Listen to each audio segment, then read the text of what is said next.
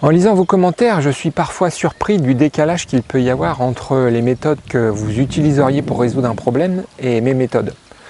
Dans le sujet de cette vidéo, le problème à résoudre, c'est de produire des protéines. Oui, maintenant, on sait tous qu'on ne se nourrit pas avec un potager. Moi, les soupes d'ortie et les tisanes de plantes sauvages, ça ne me suffit plus. Blague à part, j'aime bien quand même les plantes spontanées sur mon terrain. En ce moment, je fais une cure de mélisse pour décontracter un peu mes muscles trop sollicités. Mais je digresse.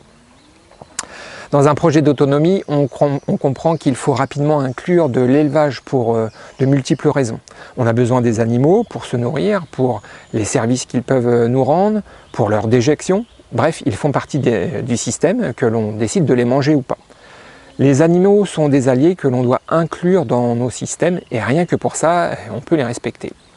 Entre parenthèses, on peut manger des animaux et les respecter, ce n'est pas incompatible.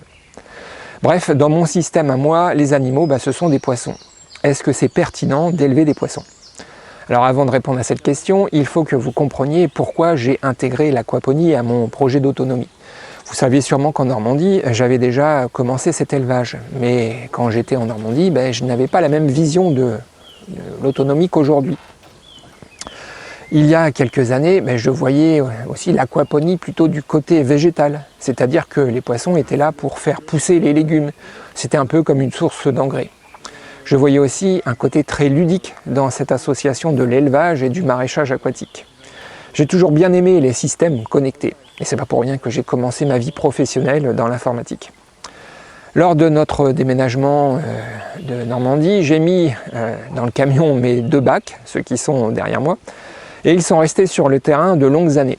Le temps de faire les travaux de soutènement du terrain, le temps de terrasser, de fabriquer les bassins. Voilà, les années ont passé et ma vision de l'autonomie et de l'aquaponie ont évolué. Aujourd'hui, je regarde beaucoup plus le côté élevage des poissons et la production du végétal est accessoire. D'ailleurs, je pense même que mes bacs me serviront uniquement pour la production de boutures en tout genre. Oui, il semblerait que ça fonctionne plutôt bien, le bouturage dans ce substrat de billes d'argile dopé au caca de poisson. Avec l'élevage de poissons, je vois une méthode pour résoudre le problème de la production de protéines. Et c'est là que j'attends les plus grincheux. Oui, t'as pas besoin de faire si compliqué pour produire des protéines. Quelques clapiers et tu fais du lapin, ou une bonne clôture et tu fais du poulet. Je suis d'accord avec vous. L'aquaponie, c'est compliqué et ça demande un investissement de départ assez important. Et il est bien plus facile d'élever des lapins ou des poulets. Seulement, il se trouve que j'ai toujours mon côté joueur. J'ai mes bacs déjà prêts et ça m'amuse d'élever des poissons. Si je veux un bon poulet, je vais chez mon voisin et le lapin, j'aime pas ça. Pour avancer dans un projet d'autonomie, on a besoin d'un moteur endurant. Et moi, ce qui me fait me lever le matin, c'est la joie de concevoir et de mettre en place ce genre de système comme l'aquaponie. Créer un contexte propice pour faire pousser des champignons ou élever des truites, ça m'amuse et j'ai besoin de ça. Donc l'aquaponie, ce n'est sûrement pas la méthode la plus simple pour produire des protéines, mais ça sera ma méthode. De plus, je regarde toujours mes activités par le prisme de l'économie. Certes, c'est coûteux de mettre en place un élevage de poissons, mais dans mon contexte, le poisson est beaucoup plus rare que le poulet ou le lapin. Je pourrais très certainement mieux valoriser mon élevage de truites. En gros, le poulet, c'est 10 € le kilo, et la truite, plutôt le double, et encore le double pour la truite fumée. Alors oui, c'est pas avec mon bassin de 3000 litres que je vais pouvoir nourrir ma famille. Mais ce premier bassin est un test, et s'il est concluant, je passerai au niveau supérieur. Donc aujourd'hui, j'ai encore beaucoup plus de questions que de réponses au sujet de l'aquaponie.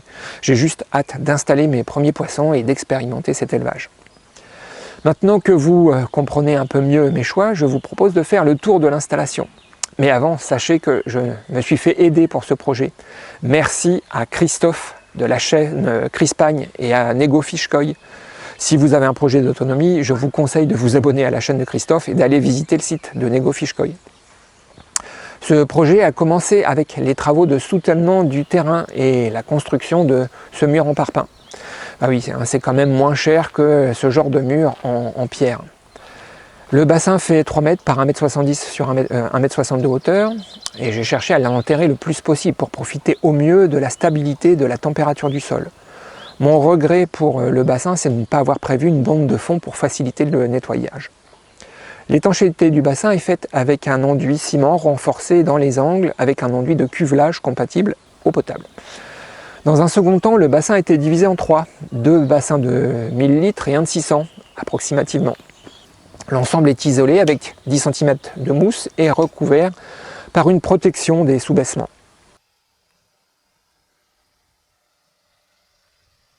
Depuis qu'il est en eau, le bassin a passé 2 hivers sans geler vraiment, avec pourtant des températures extérieures très basses.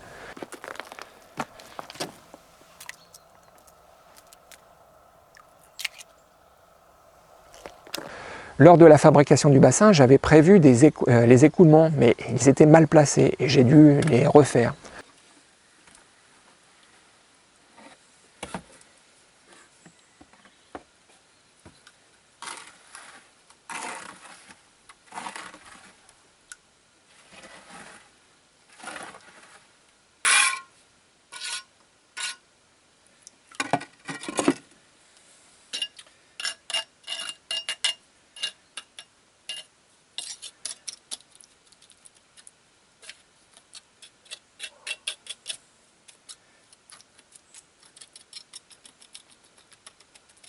J'en profite pour vous montrer comment l'eau passe d'un bassin à l'autre. L'idée, c'est d'aller chercher l'eau au fond avec les déjections des poissons et de les faire remonter.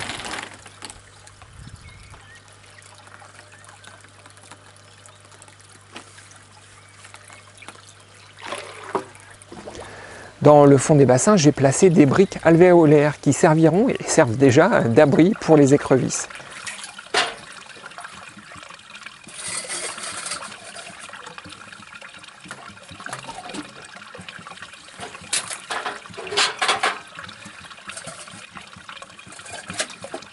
Il y a 5 ans, j'avais suivi une formation au moulin des écrevisses et depuis, j'ai toujours cette idée en tête. Ah oui, elle est molle. Ah ouais.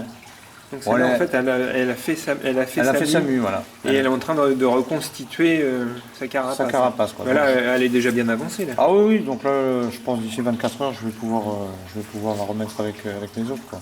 Je la laisse encore un peu toute seule. Après le bassin, passons à la partie filtration. L'eau passe d'un bassin à l'autre par écoulement gravitaire, puis arrive dans mon filtre radial. C'est une cuve d'eau de pluie de 300 litres qui permet aux éléments en suspension de décanter. Les éléments tombent dans le fond et s'y accumulent. Et donc mon filtre est équipé d'une bombe de fond pour pouvoir purger régulièrement les boues.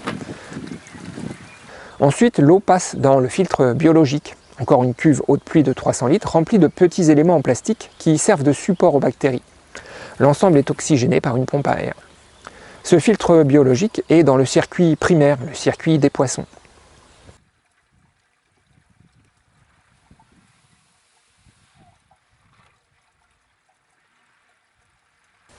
L'eau, une fois oxygénée, tombe dans le puisard, c'est l'élément le plus bas du système, et c'est ici qu'il y a la pompe. Le puisard est équipé d'un trop-plein qui se déverse dans la mare et d'une vanne à flotteur pour compenser les pertes d'eau par évaporation ou accident. L'eau peut à présent remonter dans le bassin des poissons et le circuit primaire est bouclé. La pompe alimente aussi un circuit secondaire, c'est le circuit des planches de culture. Ces bacs étaient sur mon installation en Normandie et pour les remettre en fonction, j'ai dû commencer par faire de bonnes fondations. Alors j'ai coulé des pieds en béton. Avec l'expérience des bacs surélevés, je sais qu'un bac aussi lourd a besoin d'une assise stable et pas question de simplement les caler avec des briques. C'est un petit travail supplémentaire, mais c'est surtout une assurance durabilité.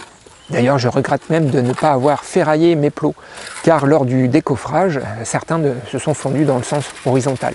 Bon, ça ne prête pas à conséquence, mais quand même.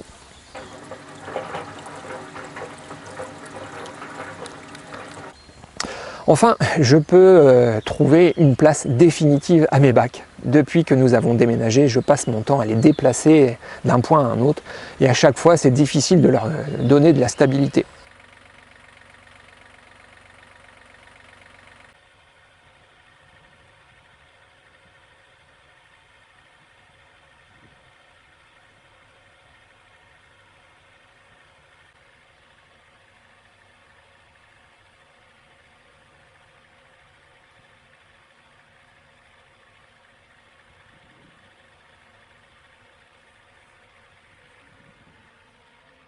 Heureusement qu'ils sont conçus avec des assemblages mi-bois. Ils résistent beaucoup mieux à la déformation.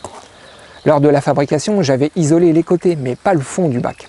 J'ai dû démonter la bâche pour corriger ce défaut. Et ça m'a permis de constater que l'utilisation du géotextile sous la bâche, le PDM, est une mauvaise idée, car le géotextile conserve l'humidité plus longtemps. Du coup, je l'ai supprimé et j'ai mis 10 cm d'isolant.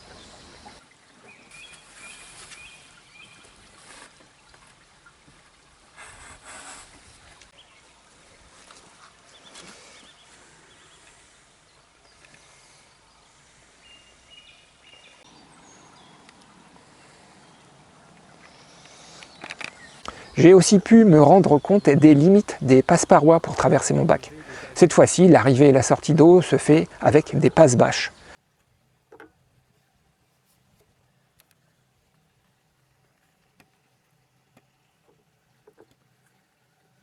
J'ai aussi supprimé les siphons cloches pour passer d'une marée à un niveau constant.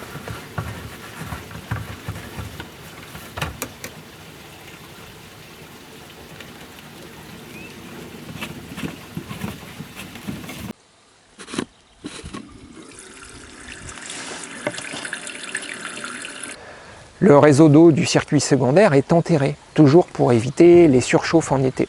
C'est un point clé si on veut élever des truites, car passer 26 degrés, c'est la mort du poisson. En prenant soin d'isoler et d'enterrer le système, on limite les échanges thermiques avec l'extérieur. Mais à ce jour, je ne sais pas encore si mon système pourra se passer d'une pompe à chaleur pour refroidir mon eau durant les mois les plus chauds. Cette pompe à chaleur est un investissement supplémentaire dont j'aimerais me passer, mais c'est aussi une sécurité pour les poissons. Côté consommation, je ne suis pas inquiet car elle fonctionnera avec les excédents des panneaux solaires. Les bacs sont à présent remplis de billes d'argile et ils sont aussi qui viennent elles aussi de Normandie. Bah oui, j'avais un camion plutôt rempli d'éléments de jardin que de meubles. J'ai aménagé aussi une petite zone pour les insectes aquatiques, mais pour l'instant c'est inoccupé. À ce jour, je dois encore installer une aération dans les bassins, fabriquer un couvercle pour isoler les bassins et isoler mes filtres. C'est aussi le temps d'amorcer le cycle de l'azote. Alors je vous reparlerai de mon installation à mesure que j'avance dessus. Mais c'est pas facile de mener plusieurs projets de front.